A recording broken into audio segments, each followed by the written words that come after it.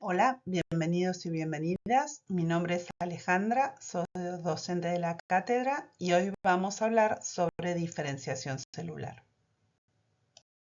Comencemos por adentrarnos en el concepto de diferenciación celular para intentar responder cómo es que a partir de una única célula se puede formar un organismo completo.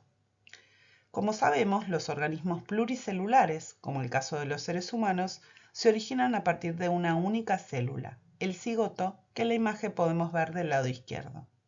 El cigoto se forma cuando una gameta masculina, el espermatozoide, se fusiona con una gameta femenina, el ovocito, durante la fecundación. Como resultado de la fusión de estas gametas, en el cigoto se restablecerá la dotación genética normal, es decir, 46 cromosomas, 23 maternos y 23 paternos. Esta célula se dividirá dando lugar al embrión para luego dar lugar al organismo completo, originándose durante este proceso los diferentes tipos celulares que lo conforman. Lo que vemos en la diapositiva es que a partir del cigoto y mediante diferentes divisiones celulares se van a generar primero 2 células, 4 células, 8 células, la mórula, luego el blastocito y mediante todo lo que vamos a aprender hoy vamos a formar los diferentes tipos celulares que compondrán los diferentes tejidos y sistemas. Por ejemplo, el sistema digestivo, el respiratorio, el sistema óseo, el circulatorio, el muscular o el linfático. En este esquema podemos ver cómo a partir de esa primera célula o cigoto se forman los diferentes tipos celulares que conforman el organismo. Siguiendo las manecillas del reloj podemos ver las neuronas, las células sanguíneas, por ejemplo los glóbulos rojos, las células adiposas o adipocitos, las células epiteliales, las del sistema inmune, las células sexuales o gametas, las células óseas, las células musculares, entre otras.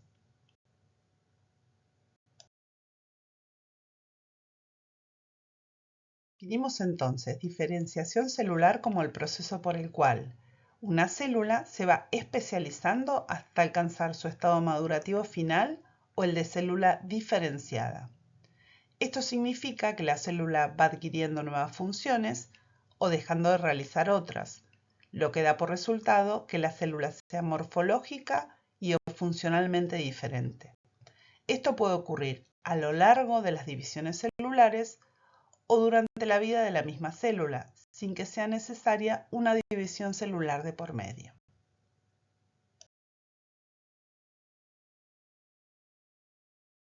Ahora bien, si como estudiamos en seminarios anteriores, todas las células del organismo poseen la misma información genética, y si además el ADN se replica antes de cada división celular para que la información se mantenga constante en cada una de las células hijas, ¿cómo es posible que existan diferentes células?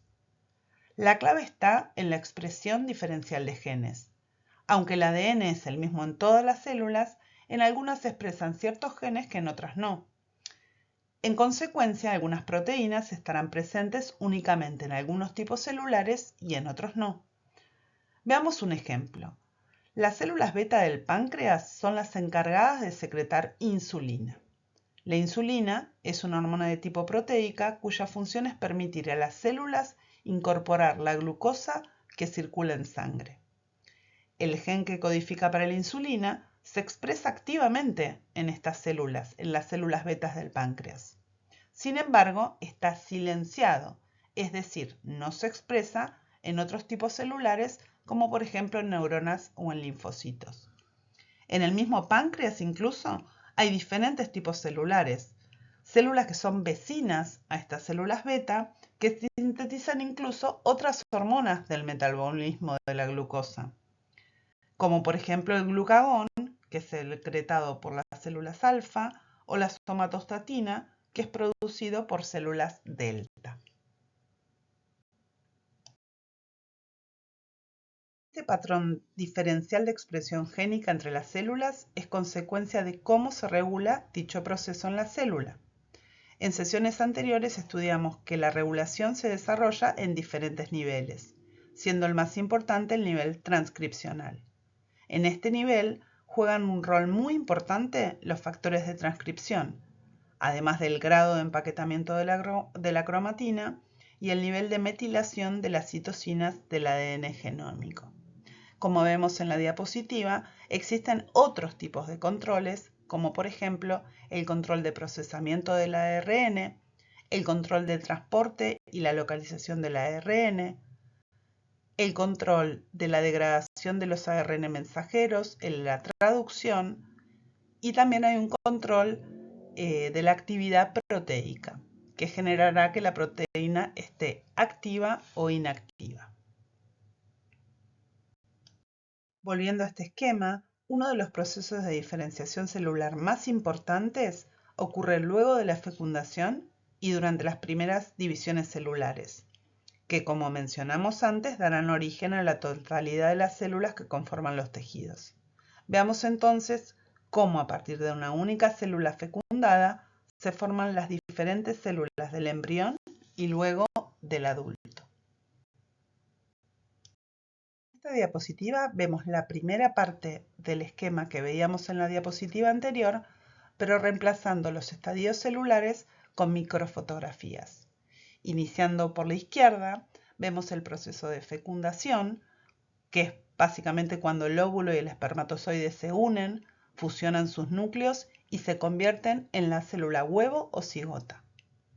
A medida que el huevo o cigota va sufriendo esas rápidas divisiones celulares que mencionábamos antes y que en esta diapositiva están representadas por las flechas,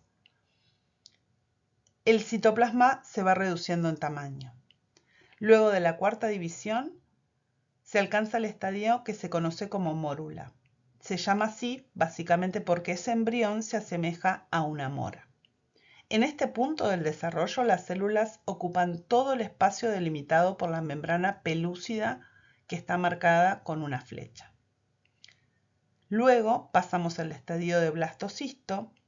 Aquí se evidencian específicamente dos zonas celulares bien definidas. El trofoblasto, que interviene en la formación de la futura placenta, y el macizo celular interno, que originará el cuerpo del individuo. Y vemos la fotografía del blastocisto comparado con un esquema, donde se señalan la membrana pelúcida, las células del trofoblasto, también llamadas trofoectodermo, y las células del macizo celular interno. El blastocele es la cavidad que queda formada dentro del blastocisto. En el esquema podemos ver un paso más de la secuencia, que es la gastrulación, que consiste en la formación de las capas germinales del embrión, dando lugar a una estructura llamada gástrula. A partir del macizo celular interno se originará entonces un embrión plano compuesto por 3 capas de células epiteliales superpuestas y diferenciadas, que vamos a denominar ectodermo, mesodermo y endodermo. Cada una de esas capas de células epiteliales embrionarias van a dar origen a los diferentes tejidos, órganos y sistemas del individuo. Por ejemplo, el ectodermo dará origen al sistema nervioso y a la piel, el mesodermo a los músculos, esqueleto, riñones y sistema urogenital, y por su parte el endodermo a las glándulas endocrinas, sistema digestivo y pulmones. Ahora bien, cabe preguntarse cómo se llega de las células que poseen y expresan la misma información genética, que están representadas por cada una de esas capas, a células que tienen tan diversas capacidades y funciones como el músculo y los riñones, o las glándulas endocrinas y el sistema digestivo. La respuesta está en lo que llamamos determinantes citoplasmáticos, que son moléculas que se encuentran en el citoplasma de las primeras células embrionarias. Es decir, que en nuestra secuencia de eventos vamos a encontrar estos determinantes citoplasmáticos en la célula huevo o cigota. Y estas determinantes se van a distribuir asimétricamente en la célula. Actúan como factores de transcripción específicos. Cuando hay una división, las células heredan distinta cantidad y distinto tipo de determinante, lo que va a definir el camino de diferenciación. Esto es cierto para la mayoría de las especies, pero en los mamíferos no aplica del todo. Obviamente en los mamíferos incluimos a los seres humanos. Lo que estamos viendo en esta diapositiva es un esquema que nos muestra el recorrido que hace el embrión desde la fecundación a nivel de la trompa de Falopio y bastante cerca del ovario, siguiendo la misma secuencia de divisiones que habíamos mencionado antes, hasta su implantación en el útero. Un dato importante es que cuando se implanta estamos en el estadio de blastocisto. Volviendo a los determinantes citoplasmáticos, habíamos dicho que en los seres humanos tenían ciertas particularidades. Para comprender esto, tenemos que tener presente o tenemos que conocer que estas primeras 8 células, a partir de las 3 primeras divisiones, que se generan a partir del cigoto, tienen la capacidad de generar un individuo completo. Es decir que, y es un término que vamos a mencionar más adelante, son totipotentes. Por esta razón, no puede existir una diferencia entre los determinantes citoplasmáticos en cada una de ellas, por lo que durante las primeras 3 divisiones del cigoto, los determinantes deben de estar igualmente distribuidos y su cantidad debe ser la misma en el citoplasma de cada una de esas 8 células, justamente para que pueda cada una dar o generar un individuo completo. Pero entonces, ¿cómo se diferencian las células en los seres humanos durante el desarrollo embrionario? Bueno, una explicación que puede ser plausible es que las señales de diferenciación provengan del exterior, es decir, que estarían en el medio extracelular. Se propone que a lo largo del recorrido que hace el cigoto por la trompa de Falopio, diferentes señales extracelulares desencadenan esas respuestas diferenciales. En el estadio de mórula ya existe un volumen o una ubicación espacial de las células en el embrión, es decir, que vamos a tener células que estén más cerca del exterior y otras que estén hacia el interior del embrión. Además, los citoplasmas de las células están conectados por uniones comunicantes. Esto hace que las células sean afectadas de forma diferente por las señales extracelulares, de forma tal que no estén expuestas a la misma molécula o que sí lo estén, pero en diferentes cantidades, es decir, en diferente concentración e incluso en diferente momento de tiempo. Esa disparidad entre la concentración y el tipo de sustancia es la que hace que las células tomen caminos particulares en su diferenciación. A medida que el tiempo transcurre, las cantidades de células en el embrión van cambiando y también aparecen células distintas, porque se van diferenciando. Estas células comienzan a producir moléculas propias, que pueden actuar unas sobre otras y sobre sí mismas, siempre y cuando éstas posean el receptor específico para dicha molécula, y continuar marcando el camino de diferenciación. Esto da lugar a otros tipos de inducción. Recuerden del seminario de comunicación celular los diferentes tipos de inducción que habíamos estudiado. Podía ser una inducción endocrina, parácrina, autocrina o por contacto directo. Ahora vamos a hablar sobre la clasificación de las células según su potencialidad de diferenciación. Un concepto que está estrechamente relacionado con la diferenciación celular es la capacidad o potencialidad que presenta una célula. En este sentido, podemos clasificar a las células en células totipotentes, pluripotentes, multipotentes y en células maduras. Las células totipotentes son aquellas que pueden dar lugar a cualquier tipo de célula del individuo, es decir, al individuo completo. Obviamente, y por lo que venimos hablando, el ejemplo de una célula totipotente es la célula cigoto. Luego encontramos las células pluripotentes. Estas son capaces de dar, en principio, lugar a células multipotentes. En este caso, a cualquier tipo celular de los tejidos embrionarios, es decir, ectodermo, mesodermo o endodermo. Por otro lado están las células multipotentes que darán origen a varios tipos celulares. En el caso de los seres humanos, un ejemplo de este tipo celular son las células hematopoyéticas y las células madre mesenquimales, que dan lugar a células multipotentes como las células madres mieloides y las células madre hepáticas. Pueden dar lugar a cualquier tipo celular de un tejido específico, pero no a otros. Finalmente están las células maduras, que están totalmente diferenciadas y que son aquellas que han alcanzado su máximo grado de diferenciación y son las que realizan las funciones del tejido adulto. Con base a lo anteriormente descrito, decimos que las células con mayor potencial de diferenciación son las células totipotentes y estas a su vez son las de menor grado de diferenciación o especialización. Por su parte, las células que cumplen una función determinada en un tejido del individuo, es decir, que son células diferenciadas o células maduras, son las de mayor grado de diferenciación, pero de menor potencial de diferenciación. Es decir, que a mayor potencial de diferenciación, menor grado de diferenciación y a la inversa.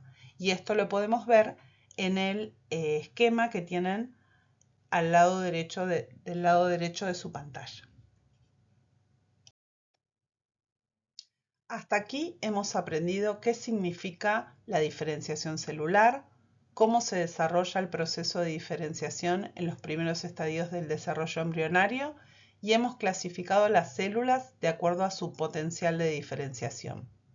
Antes de seguir adelante, es importante hablar del concepto de célula madre.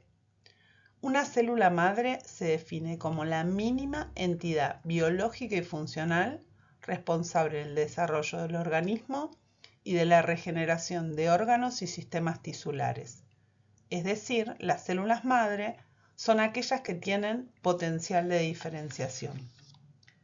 Las características que las definen son su capacidad de autorrenovación, es decir, que pueden dividirse y dar más células del mismo tipo, y su capacidad de diferenciación, es decir, que pueden diferenciarse a varios tipos celulares. Como veremos más adelante, vale mencionar que para las células madre embrionarias no hay autorrenovación. Pueden ser clasificadas, como vimos, según su potencial evolutivo o según su origen.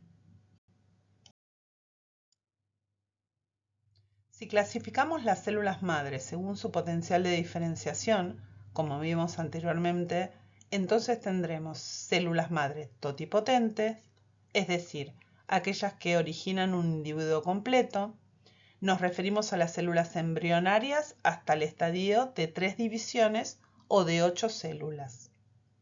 Luego, las pluripotentes, que darán lugar a un número muy amplio de tipos celulares, dado que generan a cualquiera de las líneas germinales, refiriéndonos a las células obtenidas del blastocisto, entre los 5 y 14 días postfecundación. Y finalmente las multipotentes, que originan un número bastante finito de tipos celulares. En este caso vale mencionar a las células madre adultas encargadas del mantenimiento de los tejidos, como veremos más adelante. Exploremos los ejemplos que mencionamos. Aquí se muestra cómo, a partir del cigoto, que se encuentra representado en la parte superior hacia el centro, que es la célula madura embrionaria totipotencial, se obtienen las células del organismo que darán origen a las células maduras. En este ejemplo, del lado izquierdo de la diapositiva podemos ver las células madre hematopoyéticas, que darán lugar a las células mieloides y linfoides. A su vez, las células mieloides darán lugar a las células maduras como los linfocitos T y B. y las células linfoides a los glóbulos rojos y a las plaquetas. Por otro lado, la célula madre mesenquimal dará lugar a células madre adultas hepáticas, epiteliales y pancreáticas. Estas formarán a las células madres del tejido que corresponden, es decir, las células hepáticas darán lugar a los hepatocitos, las epiteliales a las células epiteliales y las pancreáticas a los diferentes tipos de células del páncreas, como los que mencionamos anteriormente, es decir, las células alfa, las células beta, que eran las que secretaban insulina, y las células delta, que eran las que habíamos mencionado, que secretaban somatostatina. Como vemos, la célula cigoto es totipotente, la célula madre hematopoyética y la mesenquimal son pluripotentes, la célula linfoide y mieloide multipotentes, y en el caso de las células maduras tenemos los glóbulos como ejemplos, tenemos los glóbulos rojos, los monocitos, las plaquetas, las células musculares, y así podríamos mencionar todos los que se encuentran en la imagen.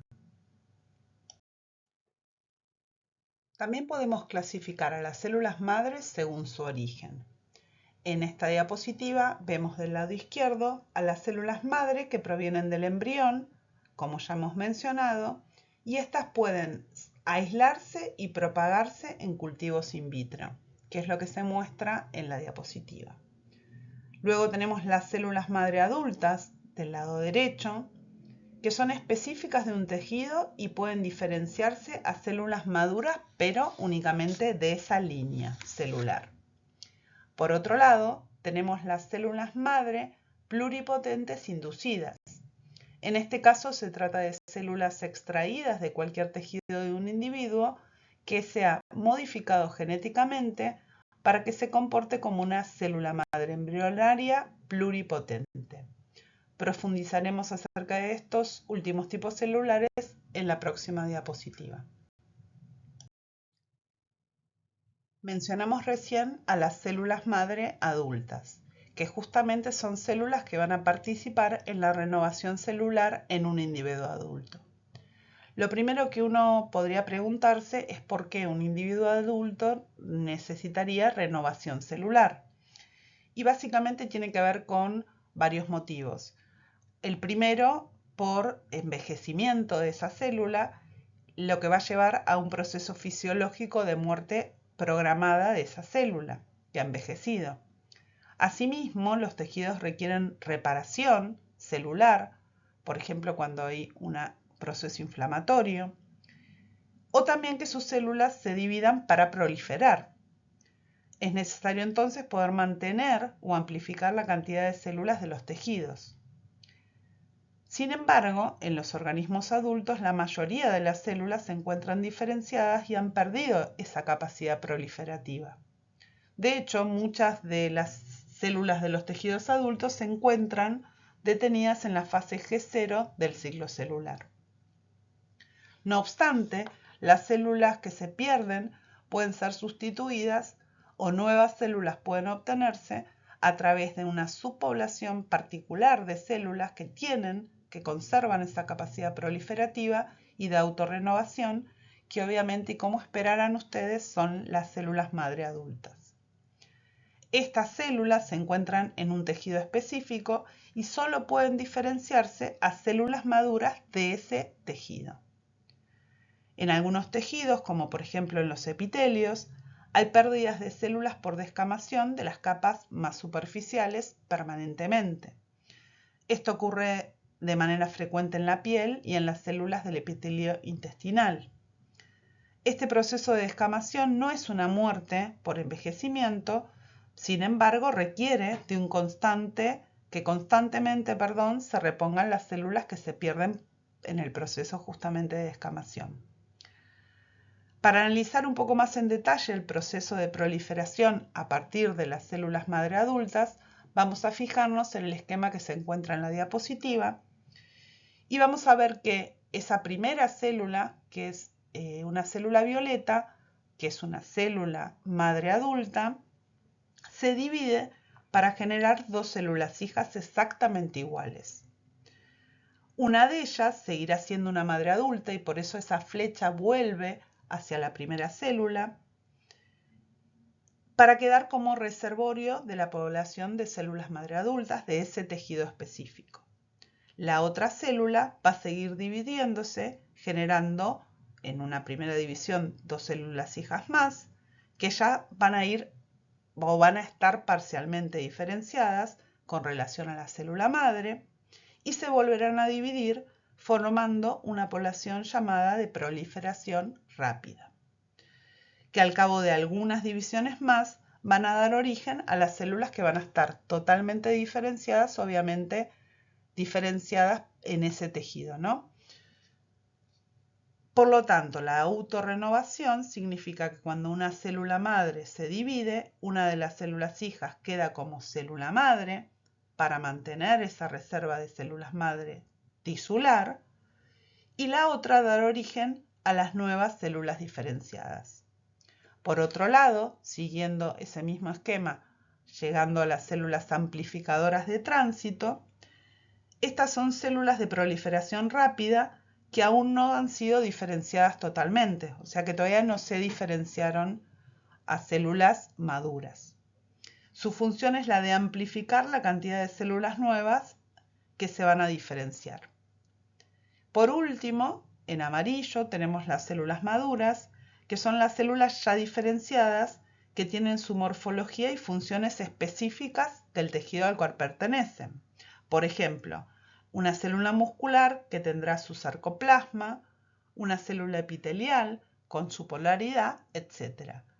¿Esto qué quiere decir? Que justamente al ser células maduras de un tejido en particular van a tener todas las características de las células de ese tejido. Como mencionamos, las células ya diferenciadas han agotado su potencialidad, es decir, no pueden seguir diferenciándose y en general no se vuelven a replicar. Lo que vemos en esta diapositiva justamente es un ejemplo de la formación o de la renovación celular a partir de células madre. En este caso es la formación de células sanguíneas. Lo que tenemos son la célula madre hematopoyética de la médula ósea que da origen luego de esa primera división o esa autorrenovación.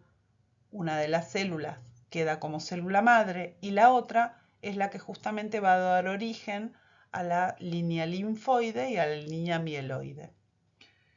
Obviamente esas líneas, cada una de esas líneas dará origen a las células maduras, que en este caso, si seguimos la línea mieloide, serán eritrocitos, plaquetas y macrófagos y todos los granulocitos.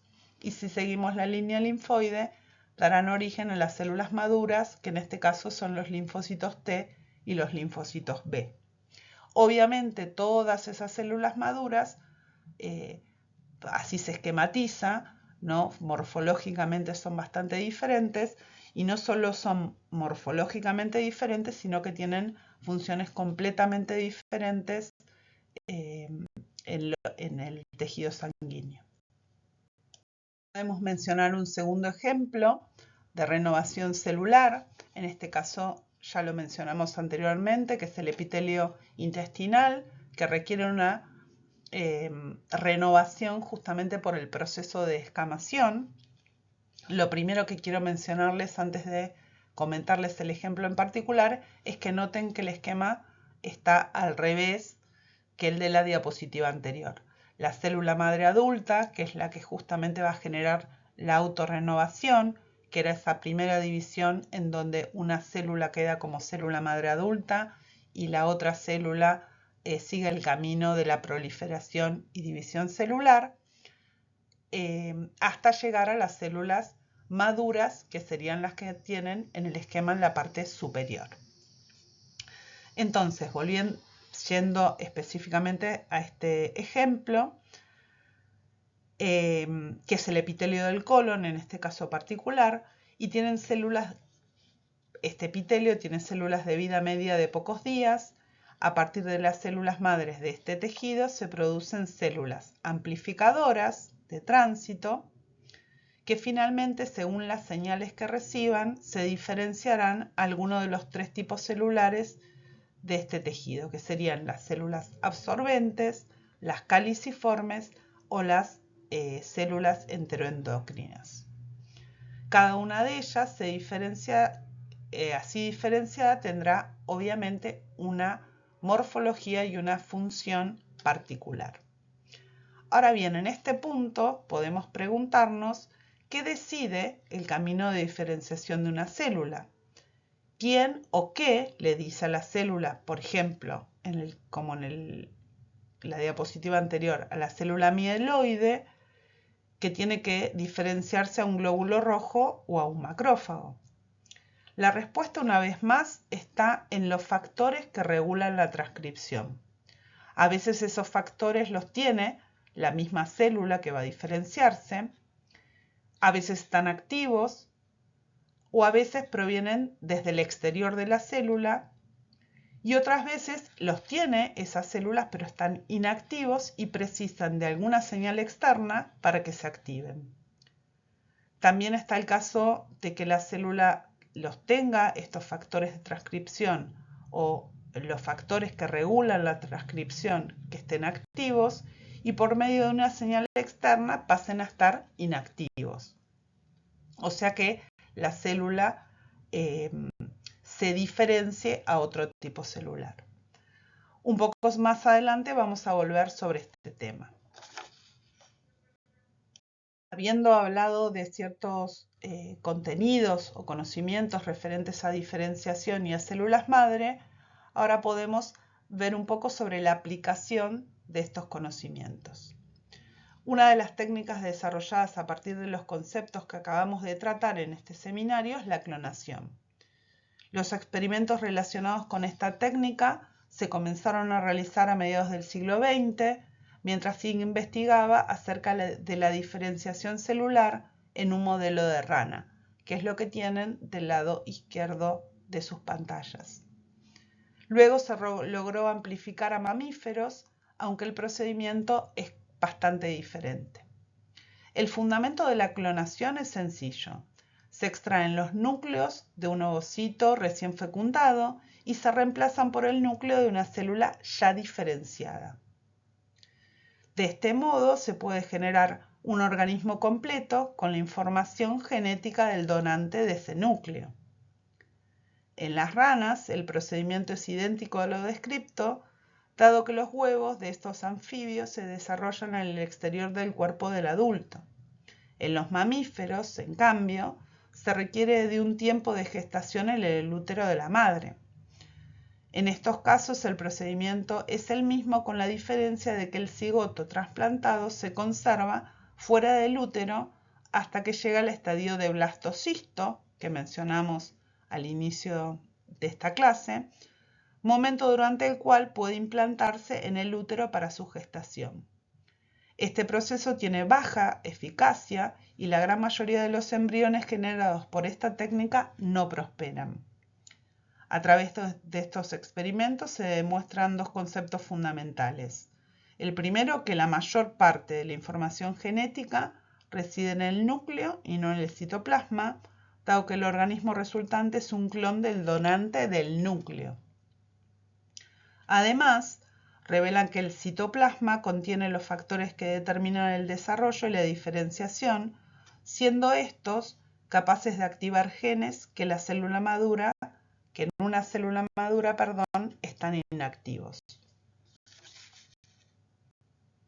Podemos ver en esta diapositiva, partiendo de los experimentos con las ranas que mencionamos recién, se realizaron muchísimas experiencias de clonación en animales con fines científicos y productivos, y en el último tiempo también comerciales y o particulares.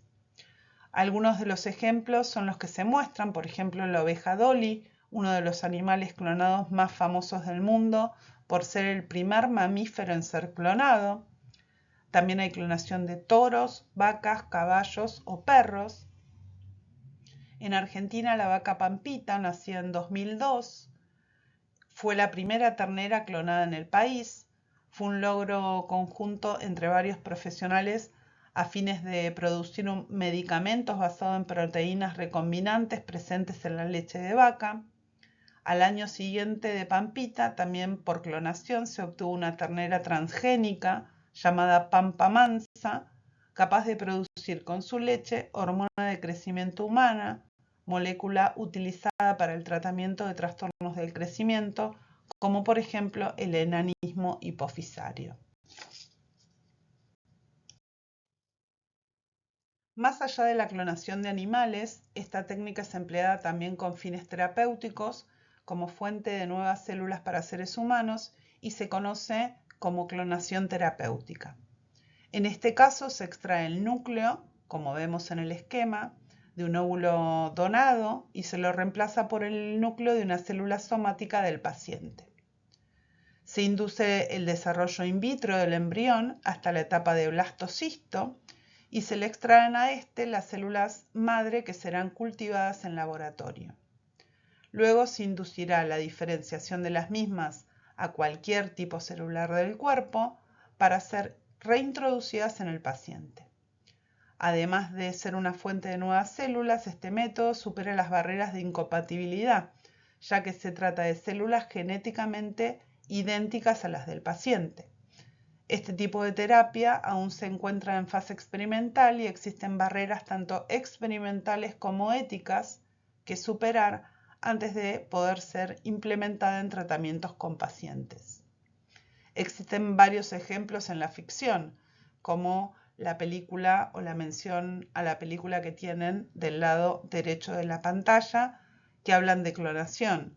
En particular, recordamos una película norteamericana que, si bien no es actual, lleva el argumento ético acerca del empleo de la clonación terapéutica un poco más al límite.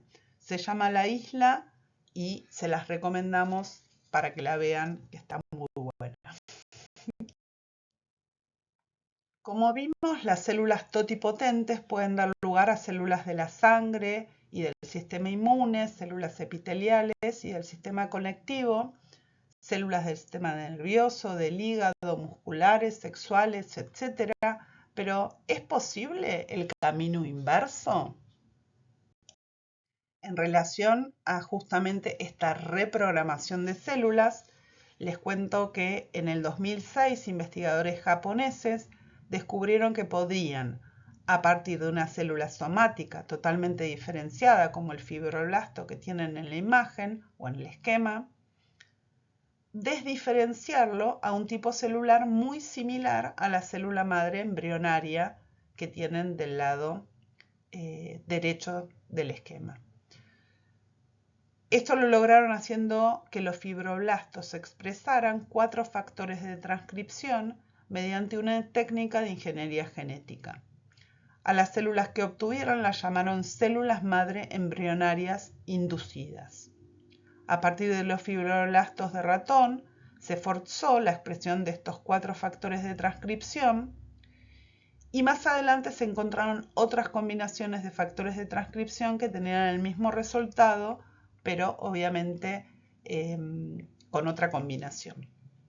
Este proceso se conoce como reprogramación genética, es una alternativa a la generación de tejidos nuevos para tratamientos en humanos que sortea el problema ético de la generación y descarte de embriones justamente para generar esa diferenciación de tejido, pero sin embargo sigue siendo algo bastante experimental y no del todo aplicable.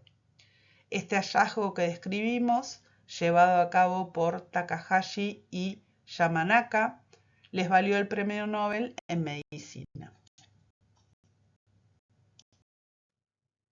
Por último, vamos a hablar en esta diapositiva sobre transdiferenciación celular, básicamente y siguiendo la lógica de que la expresión génica es lo que determina en última instancia el destino de una célula, surge también la posibilidad de la transdiferenciación. ¿Qué sería una transdiferenciación? Es básicamente convertir una célula somática diferenciada en otro tipo celular diferenciado, sin pasar por el estado de célula madre. Al respecto, se ha logrado convertir, como se muestra en esta diapositiva, fibroblastos de ratón en neuronas y en células del músculo cardíaco usando diferentes combinaciones de factores de transcripción que son los que pueden ver en la imagen.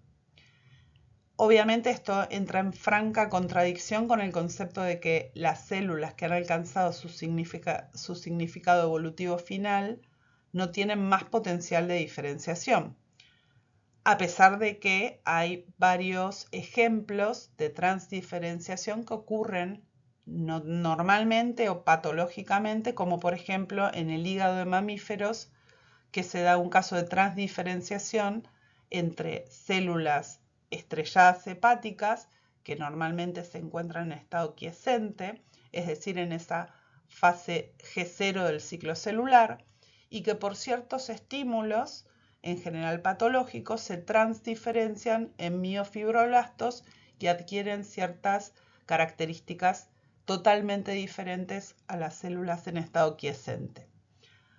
A los fines de esta materia, seguiremos tomando esa idea como correcta, dado que la transdiferenciación no es la regla y que se da en condiciones de laboratorio o en algunos casos bastante específicos.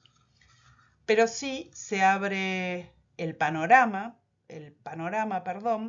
para, por ejemplo, convertir células sanas de una persona en aquellas células dañadas que se quiera reemplazar, que podrían estar causando una enfermedad. Sin embargo, así como se abre este panorama, también surge el interrogante de si las células transdiferenciadas o mismo las células reprogramadas guardan alguna diferencia morfológica o funcional en el corto o en el largo plazo con las células que surgen por el camino de la diferenciación celular. El mundo celular es muy complejo y dentro de un individuo las células están expuestas a millones de estímulos por segundo y ese procesamiento complejo y finamente sincronizado es lo que da como resultado el correcto funcionamiento de esas células y básicamente de todo el individuo. Por eso, responder a esta pregunta requiere mucha investigación y cautela en relación con los resultados que podrían obtenerse. Así hemos llegado al final de este seminario. Recuerden completar los contenidos que fuimos viendo, que fuimos tratando, profundizarlos con el material de lectura obligatoria y todas las consultas o dudas que puedan surgirles sobre este tema, los invito a ingresar a los foros y dejar sus dudas en el aula virtual. Mucha suerte y espero que les haya parecido interesante. Hasta luego.